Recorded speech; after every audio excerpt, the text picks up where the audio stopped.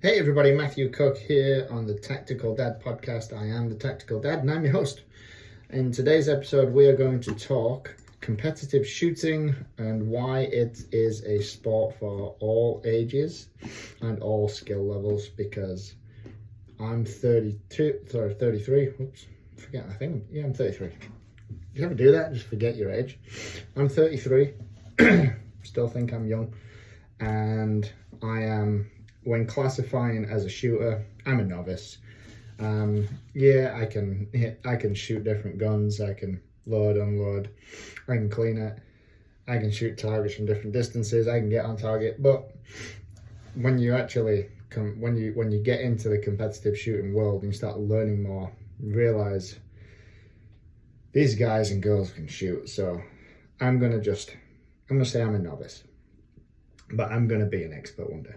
And so it's a cool world, and this is all my opinion. I'm no expert, so this is not an expert opinion, but this is my opinion as a new shooter, new in this space. I believe that it is a competitive shooting is a sport for all ages and skill levels, because I've shot with my brother-in-laws, I've shot with my father-in-law, and I've shot with some different ages and different skill levels. And when you consider why you're buying a gun and why most people are in this space, it's to shoot it. So why would you not want to shoot better? What's the point of owning a gun? What's the point of getting into this? To protect your family, to protect your home. I'm gonna lean towards that, because that's why most people are getting into it. Why would you not want to get better? You should get better. You should try to get better.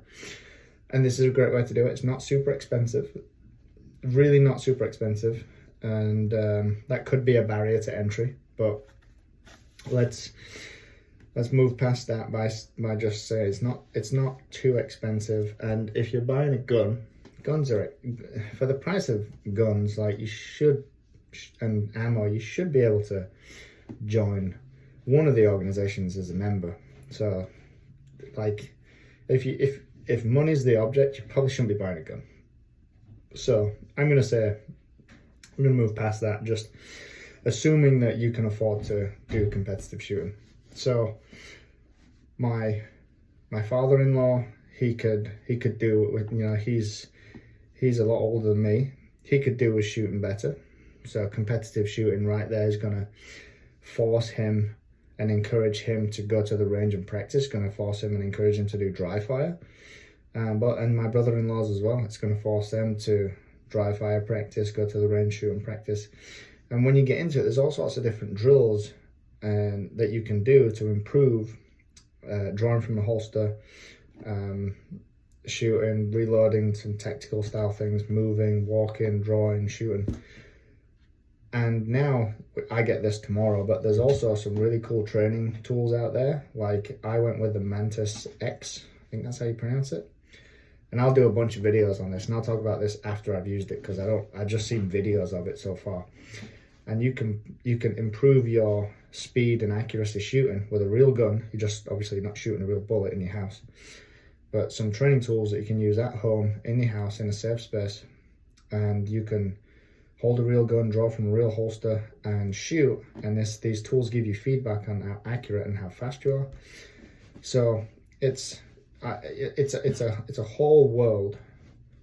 Competitive shooting, getting into it, is a whole world of basically getting better as a shooter. So God forbid that situation does arise one day. Someone breaks into your home, you're in a position or a situation where you have to defend yourself, your family, or any loved ones or friends. And you can feel very competent and confident knowing that you can draw your gun from your holster, from your glove box, from your safe, from wherever it's stored, load it quickly, point, aim, and shoot, and disable whatever threat is in front of you.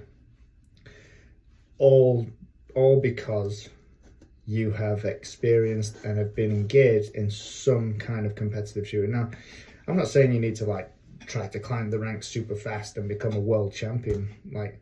I would like to. I'm going to try.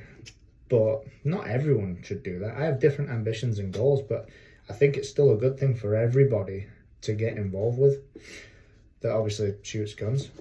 And either, like, even just doing a classification match, just go and do a classification match once a year just to see where you're at, and that's good enough. Either way, you're in, like, the competitive shooting world is helping you become a better shooter, or at least stay on top of the shooter that you are. So if you're ever in that situation to pull a gun and to use it, you can. That's the whole point.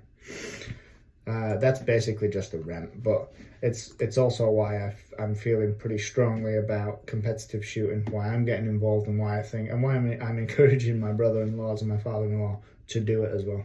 Whether they do or not is another story, but I'm encouraging them because I feel I'm now feeling so strongly about this space. That's all from me. Thanks for joining me. I'll speak to you again next time.